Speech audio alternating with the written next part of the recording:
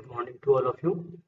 In last class, we have already discussed about the nursery site, seed beds, and method of sowing quality seeds, and seeding and watering. आज हम बात करेंगे damping off disease के बारे में, उसके बाद plant containers, weeding and fertilisation के बारे में। सबसे पहले बात कर लेते हैं डैम्पिंग ऑफ डिजीज के बारे में। जो नर्सरी के अंदर सबसे कॉमन डिजीज हमारी देखने को मिलती है वो है damping off disease, the killing of young seedlings by certain fungi that cause decay of the stem और रूट्स।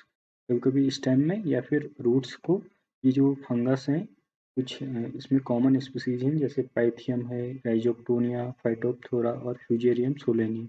ये स्पीसीज क्या करती हैं कि जो भी हमारे सीडलिंग्स होते हैं उनके रूट्स में और उनके जो स्टेम है उसको बिल्कुल डिके कर देती है, उसको सड़ा देती है।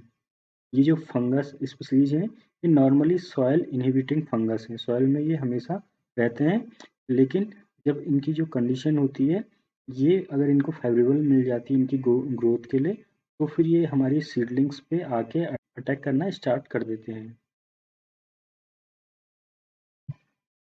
इन फंगस से सीडलिंग्स को बचाने के लिए दो काम किए जा सकते हैं। एक तो पहला कि जो कंडीशंस हैं इन फंगस की ग्रोथ एंड डेवलपमेंट के लिए उनको फेवरेबल ना बनाया जाए, जैसे कि इनको वाटर लॉगिंग कंडीशन चाहिए होती है। अगर हम वाटर लॉगिंग कंडीशन डेवलप ही ना होने दें नर्सरी के अंदर तो फिर ये जो फंगस हैं वो आ ही नहीं पाएंगे। और दूसरा कि हम कुछ फंजीसाइड्स हैं उनको यूज में लाके जैसे फॉर्मालिन है तो इन फंगस को खत्म कर सकते हैं। कभी-कभी ये डिजीज इतनी सीरियस हो जाती है कि जितना भी हमारा सीडलिंग्स नर्सरी के अंदर हमने तैयार किया हुआ है ये पूरे के पूरे सीडलिंग्स को खत्म कर देती है। अधिकतर ये डिजीज जो है वो हैवी सॉइल में हमको देखने को मिलती है। हैवी सॉइल का मतलब है कि क्ले सॉइल, जिन सॉइल पार्टिकल्स का जो साइज है वो 0.002 mm से छोटा होता है। इन सॉइल्स में जो पोर स्पेस है वो बहुत कम होता है, जिस वजह से इसमें जो भी वाटर हमारा होता है वो सॉइल के अंदर नहीं जा पाता है, जिस कारण से ऊपर जो सरफेस रन ऑफ है वो हमको ज़्यादा देखने को मिलता है हैवी सॉइल के अंदर, और वाटर लॉगिंग कंडीशन ज़्यादा हमको देखने को मिलती है। Formalin has been successfully used against most damping of fungi. अगर हमारे सीड बेड का साइज 1 स्क्वायर मीटर है तो उसके लिए हमारा 300 ml फॉर्मालिन जो ये फंजीसाइड है ये हम यूज कर सकते हैं। और जो सीड बेड है उसको ग्राउंड लेवल से लगभग 15 सेंटीमीटर हाइट पे हमको ग्रो करना चाहिए। उसकी हाइट हमारी 15 सेंटीमीटर रखनी चाहिए ताकि जो ग्राउंड लेवल है वहाँ पे जो भी ये फंगस स्पीसीज हैं वो हमारे सीडलिंग्स पे अटैक ना कर पाए। फॉर्मालिन का जो ट्रीटमेंट है ये करीब 8 से 10 दिन पहले सीड बेड में अप्लाई कर देना चाहिए, क्योंकि जैसे ही हम सीड को सोइंग करेंगे सीड बेड के अंदर तो हो सकता है कि फॉर्मालिन का जो इम्पैक्ट है हमारी सीड पे भी पड़ जाए। तो उससे अपने सीड को बचाने के लिए करीब 8 से 10 दिन पहले फॉर्मालिन सीड बेड के ऊपर यूज कर लेना चाहिए। इसके बाद जो नेक्स्ट टॉपिक है वो है weeding. By the time the seeds of required species germinate, a lot of weeds also appear on the seed bed. जैसे जैसे जो हमारी सीडलिंग्स हैं वो नर्सरी के अंदर जैसे जैसे बढ़ती रहती हैं तो उसके साथ साथ कुछ वीड की स्पीसीज भी उस सीड बेड के ऊपर आ जाती है और जो हमारे डिजायरेबल प्लांट्स के साथ में compete करती है फॉर फूड एंड लाइट। अगर इसको टाइमली रिमूव हमने नहीं किया तो हमारी डिजायरेबल स्पीसीज की जो सीडलिंग्स है वो किल हो सकती है या फिर उसकी जो ग्रोथ है वो कम हो सकती है, रुक सकती है, जिससे कि जो हमको प्रॉपर साइज सीडलिंग का चाहिए था वो हमारा प्रोड्यूस नहीं हो पाएगा। तो इसलिए all nursery should be kept well weeded always. Early stages में जो वीड्स हैं उनका जो रूटिंग सिस्टम होता है उसमें छोटा टैप रूट सिस्टम होता है। उस टाइम पे वीड्स को अगर हम हाथ से पकड़ें और बाहर खींच के निकाल दें तो आराम से निकल जाता है, लेकिन बाद में क्या होता है कि वो उसका जो रूटिंग सिस्टम है उसमें लेटरल रूट्स भी डेवलप हो जाते हैं। तब इसको वीड्स को निकालने के लिए हमको एक खुरपी या कुदाल इस टाइप का कुछ एक इक्विपमेंट चाहिए होता है, जिससे कि जो सॉइल है उसको लूज किया जा सके और उसके बाद इस वीड को हम निकाल सकते हैं। वीडिंग के टाइम पे कुछ बातों का ध्यान रखना चाहिए, जैसे कि पहला तो जो लेबर हमारा नर्सरी के अंदर काम कर रहा होगा या वीडिंग कर रहा होगा, उस लेबर को पता होना चाहिए कि कौन सा हमारा डिजायरेबल स्पीसीज है और कौन सा वीड स्पीसीज है, क्योंकि अर्ली स्टेज में दोनों प्लांट्स जो है वो एक जैसे दिख सकते हैं। अगर उनको इस बारे में पता नहीं है, दोनों का आइडेंटिफिकेशन पता नहीं है, तो प्रॉपर सुपरविजन वहाँ पे होना चाहिए। मतलब कोई वहाँ पे हो जिसको पता हो कि हमारी डिजायरेबल स्पीसीज कौन सी है। दूसरा, root of seedlings of the desire species are not disturbed.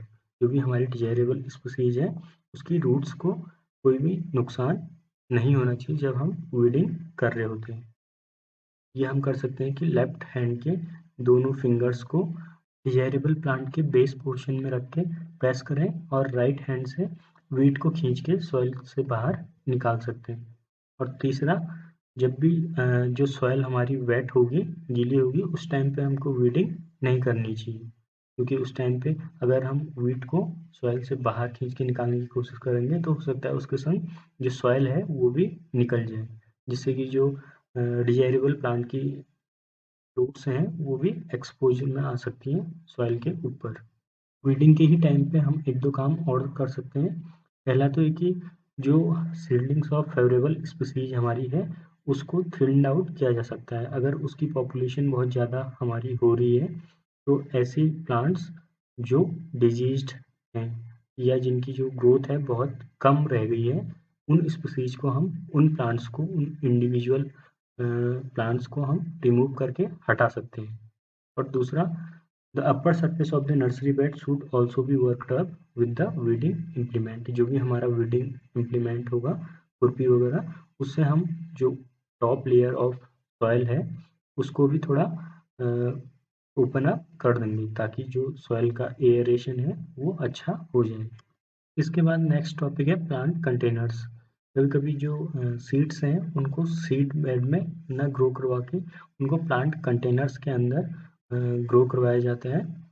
तो plant containers are defined as a containers in which plants are raised from seed और into which they are transferred from seed bed into for the purpose of planting out later. Indian nurseries में जो plant container generally use में लाए जाते हैं वो हैं डोना, moss cylinder, baskets, tubes, earthen pots and polythene bags.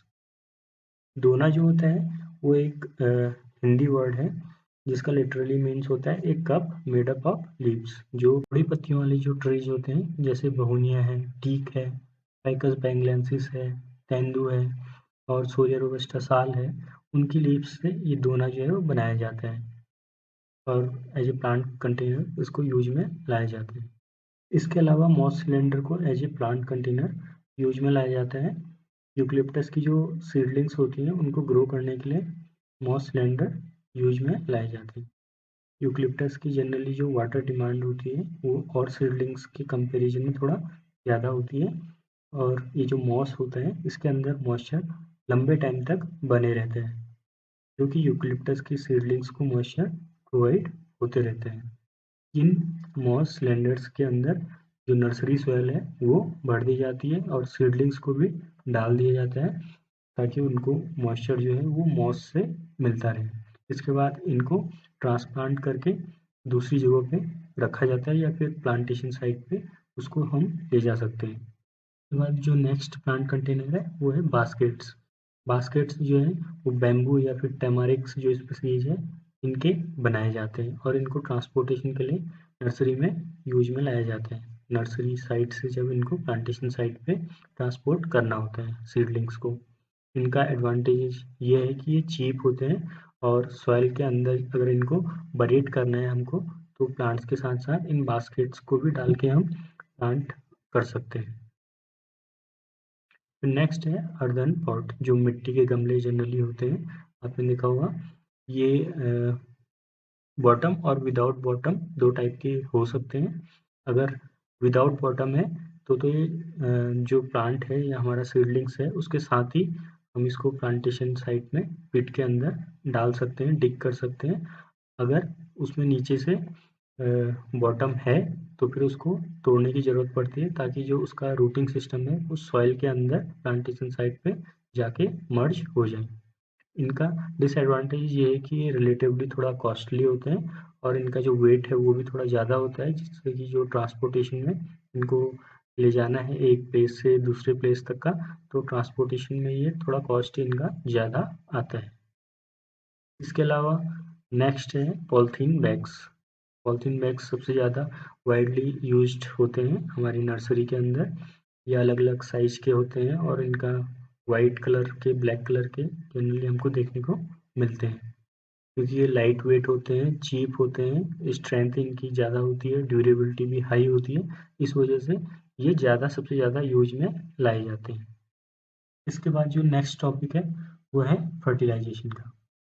जैसे जैसे नर्सरी के अंदर हम प्लांट्स को ग्रो करवाते रहते हैं तो उसकी जो सॉइल की फर्टिलिटी है वो धीरे धीरे कम होती रहती है, जिसका कि जो एडवर्स इफेक्ट है वो quality and quantity of seedlings में होते रहते हैं।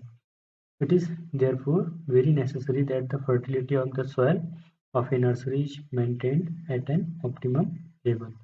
इसमें यहाँ पे कुछ मेथड्स की हम बात करेंगे जिनके द्वारा कि जो सॉइल की फर्टिलिटी है उसको रिगेन किया जा सकता है। इसमें सबसे पहले तो है बाय लीविंग द लैंड फैलो।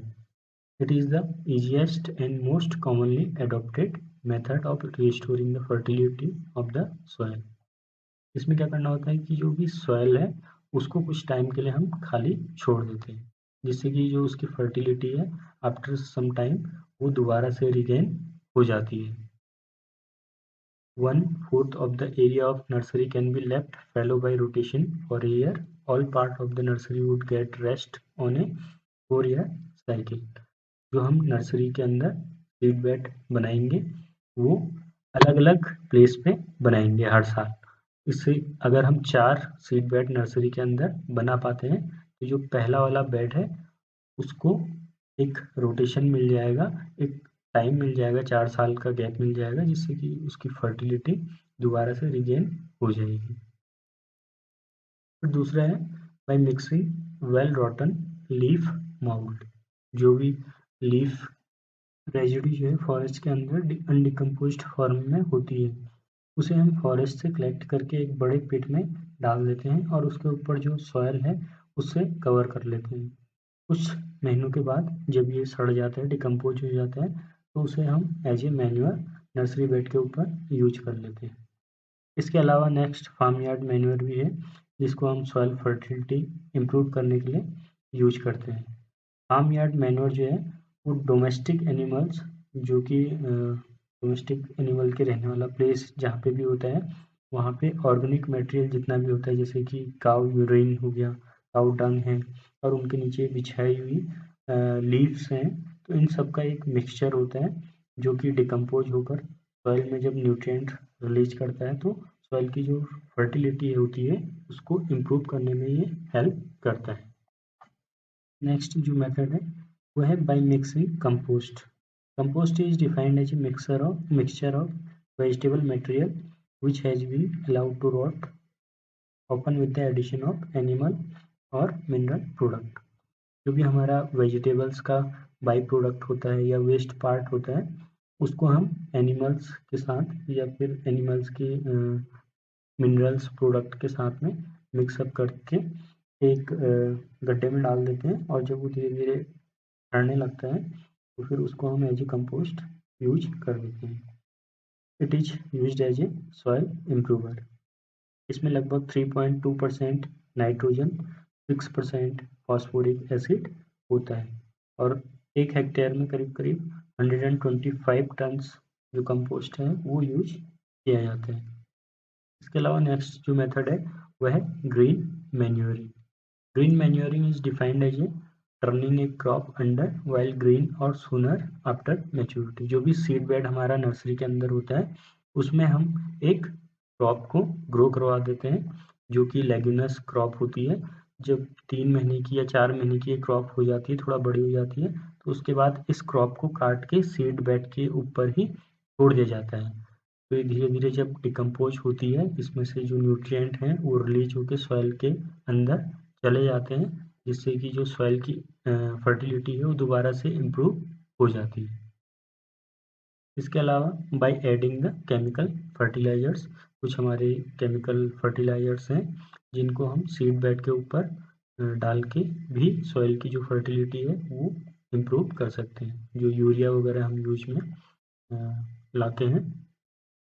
क्योंकि जो केमिकल फर्टिलाइजर्स होते हैं वो इन्वायरमेंट और सॉइल माइक्रो ऑर्गेनिज्म के लिए हार्मफुल होते हैं, तो रिसेंट टाइम में इनका जो यूज है वो कम हुआ है अभी। इनके प्लेस पे ऑर्गेनिक फर्टिलाइजर्स को हम ज़्यादा प्रीफर करते हैं। इसके बाद नेक्स्ट जो टॉपिक है वो है माइक्रो प्रोपोगेशन का।